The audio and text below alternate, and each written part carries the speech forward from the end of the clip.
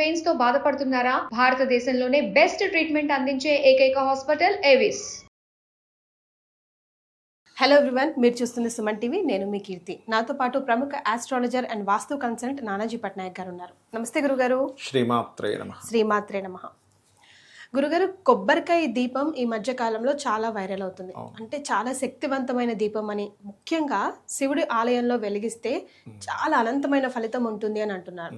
అయితే కింద కమెంట్ బాక్స్లో కొన్ని ప్రశ్నలు ఏంటంటే, ఎవరు వెలిగించాలి, ఎన్ని ఒత్తులు వేయాలి, కొబ్బరి నూనె వేయాలా, ఇంటి బయట, ఇంటి లోపల, ఆలయంలోనా, లేకపోతే ఇంట్లో ఉన్న మన గుడిలో వెలిగించుకోవచ్చా అని, అసలు ఎన్ని వారాలు వెలిగించాలని రకరకాల ప్రశ్నలు నేను అన్ని రాసి పెట్టుకుని ఈరోజు మీ ముందు ఉంచాను గురుగారు.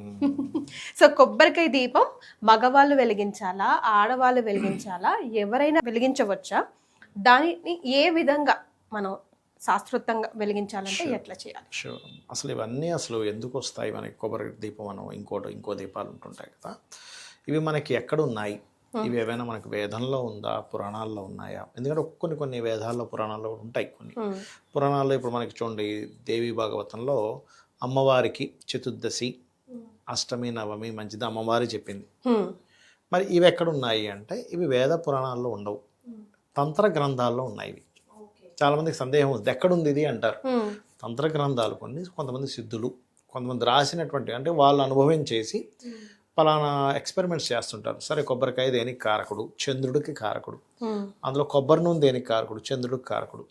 ఈ వారము, తిథి, ఈ నక్షత్రాలు వచ్చినప్పుడు ఇది కనుక చేస్తే ఈ ఫలితం వస్తుందని కొన్ని తంత్ర సంబంధించినవి ఉంటాయి. ఇప్పుడు మనం చూడండి, ఇప్పుడు తంత్రం అంటే ఏమి లేదు, ఇప్పుడు ఒక పదార్థంతో మనం పూజించడం. ఇప్పుడు కుంకుమతో పూజ చేస్తాం. కుంకుమతో ఎందుకు చేస్తామండి? అమ్మవారికి ఇంకో దేంతో ఉప్పుతో చేయొచ్చుగా, అంటే కుంకుమతో ఎందుకు చేస్తామంటే కుంకుమకు ఆ శక్తి ఉంటుంది, గంధానికి ఆ శక్తి ఉంటుంది. పంచోపచార పూజలు చేసేటప్పుడు గంధంతో ఎందుకు చేయాలండి? నేను వాషింగ్ పౌడర్తో చేస్తానంటే, గంధం పృథ్వీతత్వం, లం పృథ్వీతత్వాత్మనే గంధం పరికల్పయామి అనే నామం చెప్పి పెడతాం. అలా ఏంటంటే ఇవన్నీ కూడా కొన్ని తంత్ర గ్రంథాల్లో ఉన్నటువంటి రహస్యాలు ఇవన్నీ. ఇది ఎందుకు కొబ్బరికాయకి పెడతాము, అసలు ఏమిటి కారణం ఏమిటంటే, మనం ఒక పని చేసినప్పుడు మన మనసంతా దాని మీద ఉంటుంది. నేను ఇది చేశాను కదా, కాబట్టి నాకు ఈ పని ఖచ్చితంగా జరుగుతుంది, ఒక కాన్ఫిడెంట్.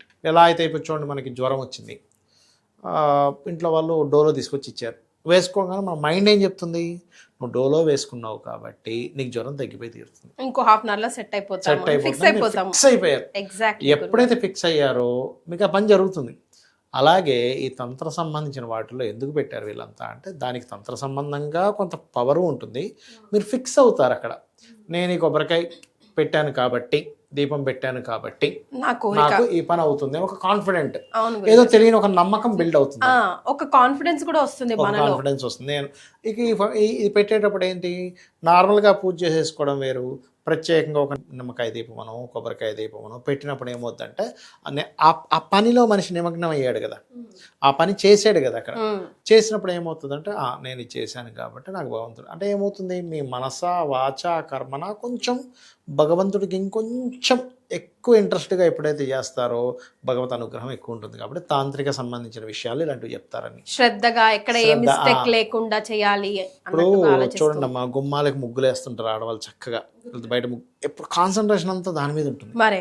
అవునా? అంటే ఏమిటంటే, మనం ఏదైనా ఒక పూజ చేసేటప్పుడు దాని మీదే కాన్సన్ట్రేషన్ మనకు కుదరడానికి ఇట్లాంటి తాంత్రిక సంబంధించినటువంటివి వచ్చాయి, ఏకాగ్రత కోసం వచ్చాయి అన్నమాట. అందులో మళ్ళీ జ్యోతిష్యపరమైనటువంటివి కూడా ఉంటాయి. అంటే ఎలాగా, కొబ్బరికాయకి ఎవరు అధిపతి అంటే ఖచ్చితంగా చంద్రుడు. చంద్రుడు ఏంటంటే మనస్కారకుడు.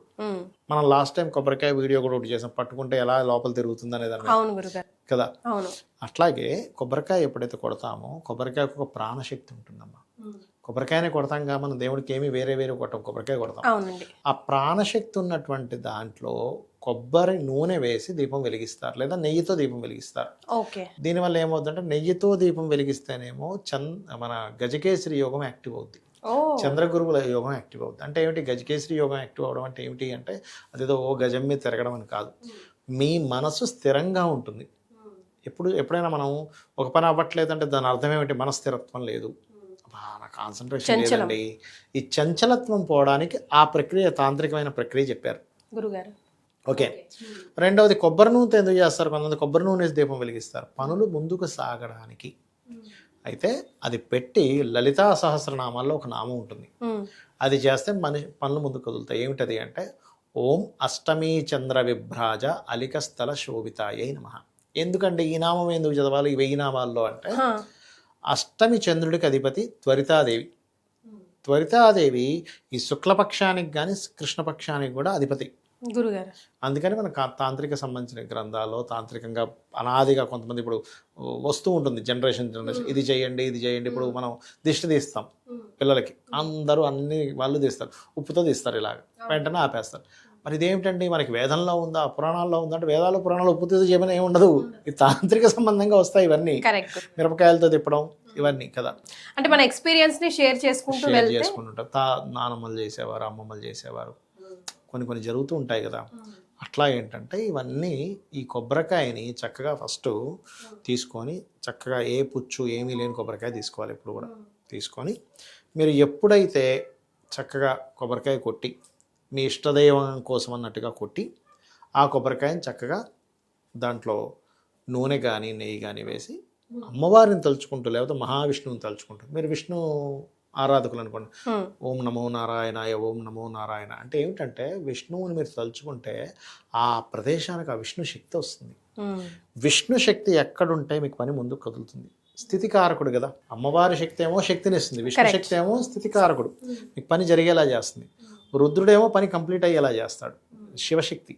గురుగారు అలా ఏంటంటే మీరు ఎప్పుడైతే ఒక మంత్రాన్ని శ్రీమాత్రే నమః అనుకుంటూనో ఓం నమో నారాయణ అనుకుంటూనో అది మొత్తం చేయాలి.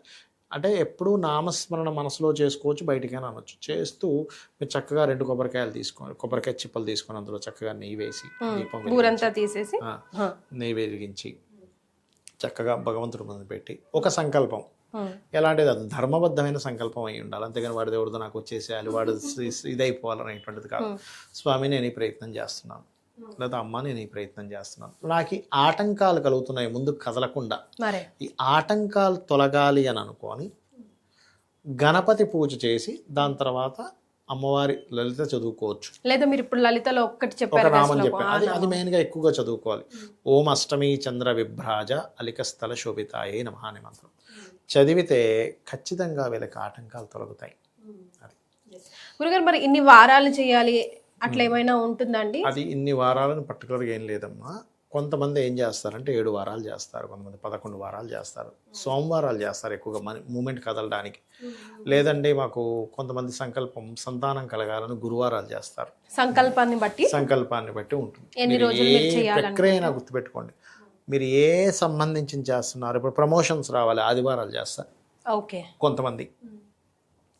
అలాగే గురుబలం తక్కువగా ఉందండి జన్మజాతకంలో, ఏ పనులు ముందుకు కరట్లేదు, గురువారం చేస్తారు. గొడవలు ఎక్కువ అవుతున్నాయి, గొడవలు సమసిపోవాలి, అప్పుడు మంగళవారాలు చేస్తారు. అట్లా అది. సో మీ సంకల్పాన్ని బట్టి దాని ప్రకారం శ్రద్ధగా భక్తితో. ఎస్ ఎగ్జాక్ట్లీ, మంచి పాయింట్ చెప్పారు. శ్రద్ధగా భక్తితో, ఇది గుర్తుపెట్టుకోవాలి అందరూ. శ్రద్ధాభక్తి శ్రద్ధానాం లభతే జ్ఞానం అని భగవద్గీతలో శ్రీకృష్ణ పరమాత్మ చెప్పాడు. అంటే శ్రద్ధ ఉంటేనే మీకు జ్ఞానం వస్తుంది, శ్రద్ధ లేకపోతే అసలు జ్ఞానం రాదు. అది సో వస్తువుల మీద కాకుండా భక్తి శ్రద్ధ ఇస్ ప్రధానం అంటున్నారు. ఈ వస్తువు ప్రక్రియతో ఎందుకు అంటే మీకు ఒక ఇన్వాల్వ్ అవుతారు దాంట్లో.